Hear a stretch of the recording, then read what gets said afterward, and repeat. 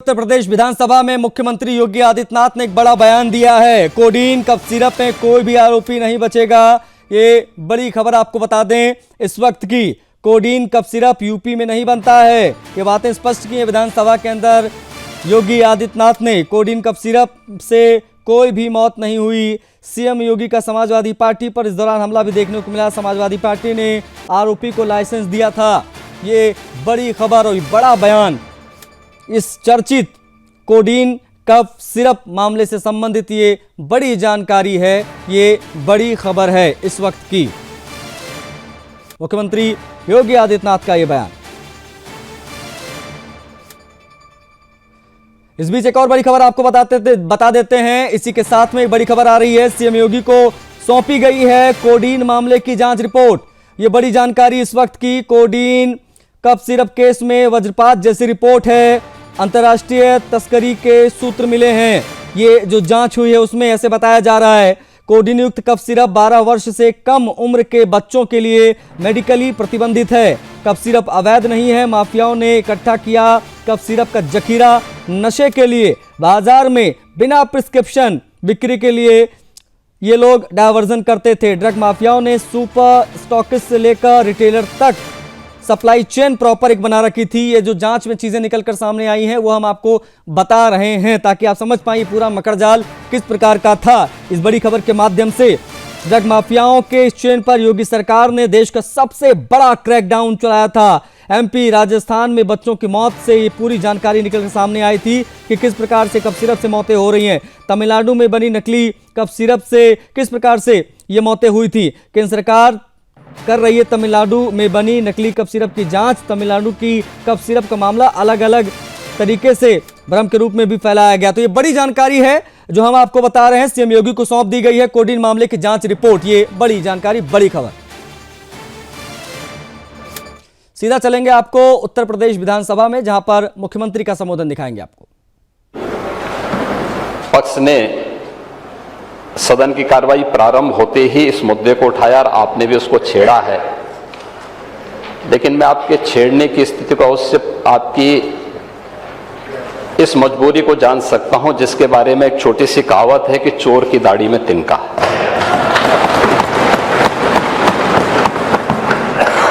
प्रश्न है नकली दवाओं के सेवन से होने वाली मौतों के बारे में, जिसके बारे में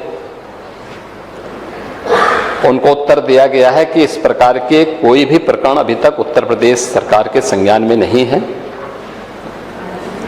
दूसरा, समय समय पर इस दिशा में खाद्य सुरक्षा और औषधि प्रशासन विभाग के द्वारा छापेमारी की कार्रवाई भी होती है। उत्तर प्रदेश के अंदर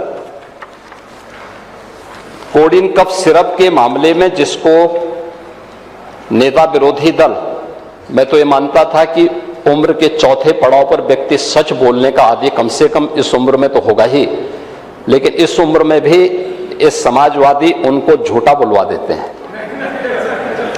इस उम्र में तो कम से कम उसे झूठ मत बुलवाओ भाई। सच बोलने के उनको आदी होना चाहिए और तो चेयर पे बैठ चुके हैं लंबे समय तक। स्पीकर के रूप में उन्होंने इस सदन को आगे बढ़ाया है। कोडीन कफ सिरप से उत्तर प्रदेश के अंदर कोई मौत नहीं हुई है। एक। दूसरा, इस मामले में एनडीपीएस के अंतर्गत कार्रवाई होगी। ये उत्तर प्रदेश सरकार इस मामले को कोर्ट में जीती है। उत्तर प्रदेश ने इस मामले को लड़ा है। तीसरा, उत्तर प्रदेश में इसका जो सबसे बड़ा होलसेलर, जो बड़े होलसेलर हैं, जिसको सबसे पहले एसटीएफ ने पकड़ा था 2016 में, उसको लाइसेंस समाजवादी पार्टी ने जारी किया था। जो फोटो रिलीज हो रही है देश के अंदर, दो नमूने हैं, एक दिल्ली में और एक लखनऊ में बैठते हैं। जब देश में कोई चर्चा होती है तो तुरंत वह देश छोड़ करके भाग जाते हैं। और मुझे लगता है कि यही आपके बबुआ के साथ भी हो रहा होगा। वह भी देश से फिर जाएंगे इंग्लैंड की सैर सपाटे में और आप लोग यहां चिल्लाते रहेंगे। महोदय, कोडीन कफ सिरप का मुद्दा जो इन्होंने उठाया है, मुद्दा था नकली दवाओं के सेवन के कारण होने वाली मौतों का, और उसके बारे में हमने पहले ही बताया है कि नकली दवा के कारण होने वाले मौत के प्रकरण की कोई भी बात अभी तक शासन के संज्ञान में नहीं आई है, और समय समय पर एफएसडीए विभाग इसको लेकर के छापेमारी करती है, कार्रवाई करती है। कंपनियों में भी इस प्रकार की कार्रवाई होती है। यूपी के अंदर कोडीन कफ सिरप,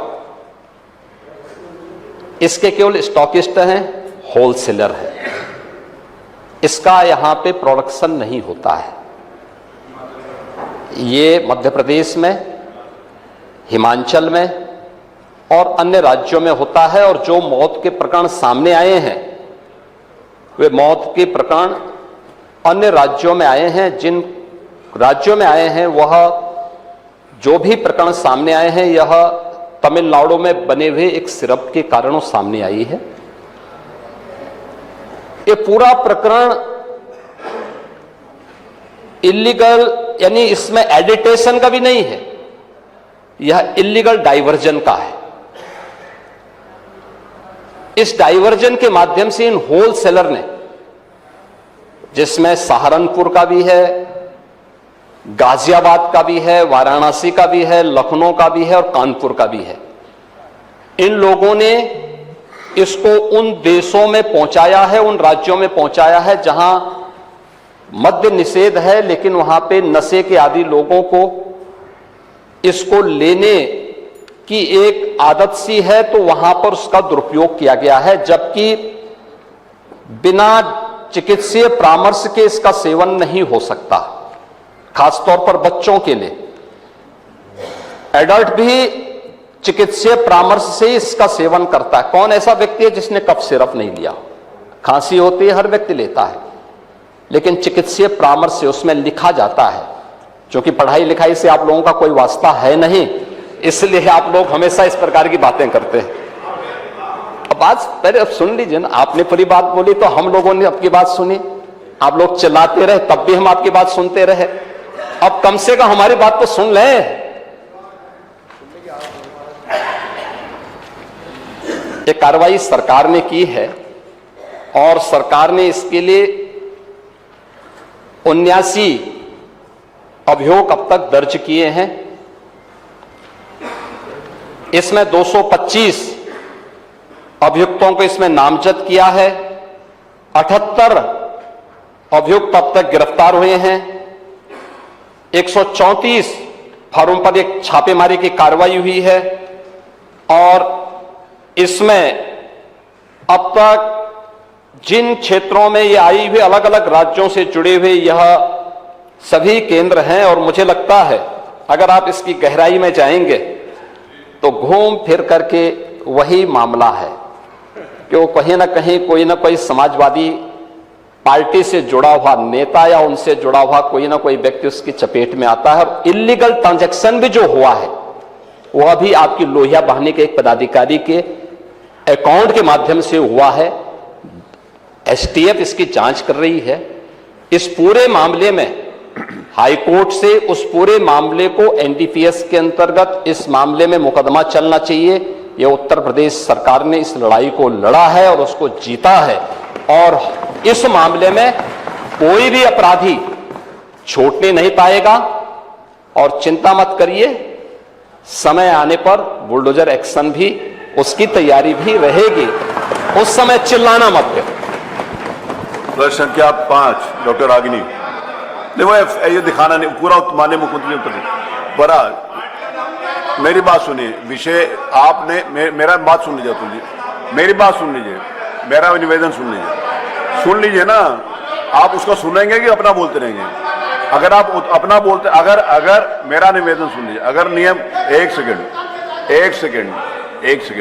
सुन लीजिए, क्योंकि आपने नियम 56 दिया था और पूरा उत्तर माननीय मुख्यमंत्री जी के द्वारा दे दिया गया, ठीक है? तो वो विषय समाप्त कर दीजिए उसको, नियम 56 को। नियम 56 का विषय तो पूरा आ गया ना, उत्तर तो आ गया उसमें। अब वही तो आप चाहते थे, आपने जानबूझकर कि आपके नेता उस विषय को ना उठा पाए, आपने उसको उठा दिया। जब आपने उसको उठा दिया तो ये वहीं पर सदन तो के सम्मानित नेता हैं, वहीं पर आपने किया ना, तो आपने विषय को समाप्त कर दिया, उसका उत्तर आ गया। उनकी वाणी ऐसी निकलती है जो उनके सब अनुरूप नहीं रहता। अभी आपने कहा 2 नमूने हैं, एक समाजवादी पार्टी, एक तो उन्होंने किसी का नाम तो लिया नहीं। ये नमूने नहीं है, अपने ऊपर कैसे समझ? ये नमूने नहीं है, ये अरे आप नाम तो लिया नहीं, नेता प्रतिपक्ष किसी का नाम तो लिया नहीं। अरे आप क्यों समझते हो उनको? देखिए मैं तो उत्तर प्रदेश विधानसभा के शीतकालीन सत्र में सरकार की ओर से अनुपूरक बजट जो है वो पेश किया जाएगा।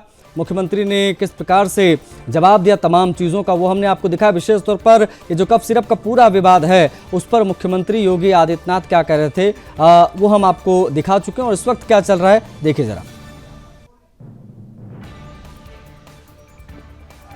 ये इनसे कहा था यार इसकी इजाजत नहीं है। अरे आप बात बैठे, अरे इसकी इजाजत नहीं है, ये नहीं ले सकते। अरे मालूम है ये सदन में ये नियम के अनुसार नहीं है। मालूम है अगर इनको कोई चीज दिखानी थी तो पहले मालूम वहाँ टेबल करना चाहिए था। वो कह रहा हूँ वो अलाउड नहीं है, वो अलाउड नहीं है, टेबल करना चाहिए था पहले। अरे आप चलो प्लीज चलो। क्या कहे, ये सदन का समय खराब कर रहे हैं। मालूम है एक नियम उठाया था और उस वक्त को चर्चा करेंगे, पहले तो प्लीज चलिए आप लोग चलो अपने पे। हर चीज का जवाब मुख्यमंत्री जी के द्वारा दे दिया गया पूरा। उसके बाद इसका कोई मतलब नहीं है। बार ये सरकार पूरी तरीके से जो लोग इसमें दोषी पाए गए उनके खिलाफ कार्रवाई कर रही है। वो सिर्फ उस सिरप का कोई मतलब नहीं है मौतों से। उत्तर प्रदेश में एक भी मौत नहीं हुई, उसके बाद भी ये जनता को गुमराह कर रहे हैं, इस मंच को नाजायज तरीके से इस्तेमाल कर रहे हैं। इस देखिए कोई भी मंच को नाजायज तरीके से इस्तेमाल कर रहे हैं। मालूम आप लोग चलो प्लीज चलो, अरे चलो प्लीज चलो, चलिए आइए चलिए प्लीज चलिए।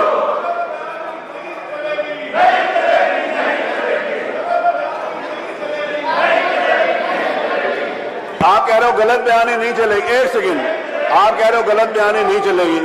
मुख्यमंत्री जी ने कहा एक भी मौत नहीं है, आप कह रहे सैकड़ों हुई है। बताओ ना नाम, आप नाम बताइए किसकी मौत हुई है। आप नाम बता, आपके पास नाम है नहीं, किसी की हुई नहीं, और गलत बयानी आप कर रहे हैं, वो कर रहे हैं। गलत बयानी आप कर बैठे हुए, आप बताइए ना नाम, आप चलिए अपनी जगह पे बताइए। अरे मुख्यमंत्री जी ने कहा नहीं है ना, तो आप बता रहे हो सैकड़ों, सैकड़ों में से नाम बताइए, सैकड़ों कौन है। गुमराह मत करिए, बैठिए प्लीज, प्लीज बैठिए, प्लीज बैठिए, मेरा आपसे निवेदन, बैठिए, आप बैठो, प्लीज बैठो, आइए प्लीज। अरे वो आप चलिए कहिए ना, किसने कहा मना किया, किसने मना किया ना कहने के लिए, कहिए, चलिए कहिए। जब कहा कि एक भी मौत नहीं हुई तो आप चलिए अपनी जगह पर, चलिए जाके बताइए। अरे देखिए ऐसे गुमराह हम इनके इस बयान पर हम लोग वॉकआउट करते हैं। चलो जी आओ, चलिए हो गया, वॉकआउट हो गया, चलिए वॉकआउट हो गया। अरे वॉकआउट हो गया, चलिए वो उन्होंने कह दिया वॉकआउट हो गया। कोडीन कफ सिरप को लेकर यूपी विधानसभा के अंदर जोरदार हंगामा विपक्ष कर रहा है। मुख्यमंत्री के जवाब के बाद में सुरेश खन्ना को आपने देखा, उस वक्त जो स्पीकर हैं सतीश महाना, वो भी लगातार लोगों को समझाते हुए नजर आ रहे, विशेष तौर पर तमाम विधायकों को कि वो अपनी जगह पर बैठ जाए, हंगामा ना करें।